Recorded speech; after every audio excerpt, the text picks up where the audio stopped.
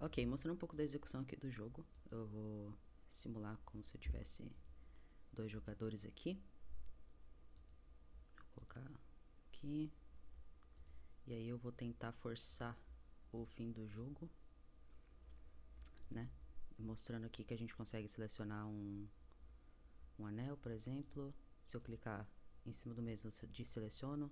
Se eu clicar aqui, por exemplo, eu posso, ele dá o highlight onde eu posso mover. Então eu vou mover, por exemplo, pra cá.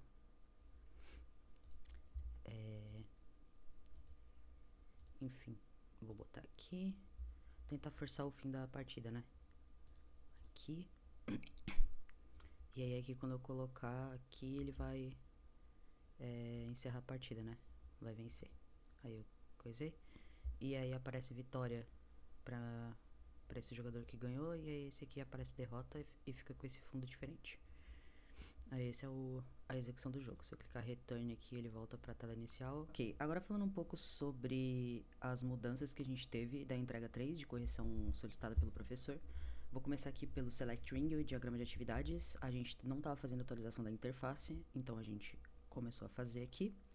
Aí já passando aqui pro de sequência, né? Passando aqui pro de sequência, a gente também está fazendo a atualização da tela, né? Já aqui no diagrama de sequência do Evaluate Game Engine, a gente estava fazendo uma nota errada para um diagrama errado, agora está certo. Que no caso foi detalhado no algoritmo, no diagrama de algoritmo Board Check End Condition. Então agora ficou arrumado essa parte. Ainda que nesse diagrama, outra crítica do professor foi que a gente não estava atualizando se o jogo acabasse, né, no caso, chegasse no fim, a gente não estava fazendo nada em relação à tela, então aqui a gente está montando a tela de fim. Aqui no diagrama de board de algoritmo check-end condition, a gente estava com alguns nódulos de decisão sobrando e estava sem guardas em alguns, então a gente arrumou. Por exemplo, esse next aqui, então tá tudo certinho agora, a gente não tem nada sem especificação do que é. Tava faltando em todos aqui, né? Que são 3 fors, eles estavam faltando nos 3, né? A gente arrumou. Aqui no board, no algoritmo move, né? A gente tava com falta de estereótipo, então a gente colocou os messages, structure, etc. Que é o que tava faltando mesmo, de resto tava tudo certinho. A mesma crítica aqui do algoritmo de método, do diagrama de algoritmo que é move to. A gente tava com falta de guarda, então agora a gente não tem mais esse problema. A gente arrumou toda essa parte. Foi o Gameplay Interface, o diagrama de estados, né?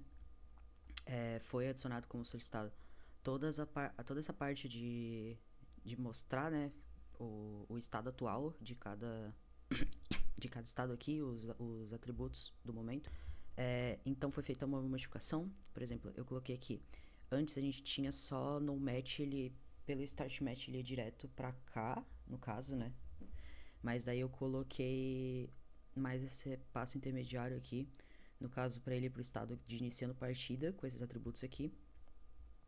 E aí, caso ele tenha algum erro em iniciar, ele vem pra cá e volta pro estado no match, senão ele segue. E aí aqui, outra coisa que eu mudei também foi que antes, quando terminava aqui, ó, finish, aqui, né, terminou a partida, ele ia direto pra um quadradinho escrito finish,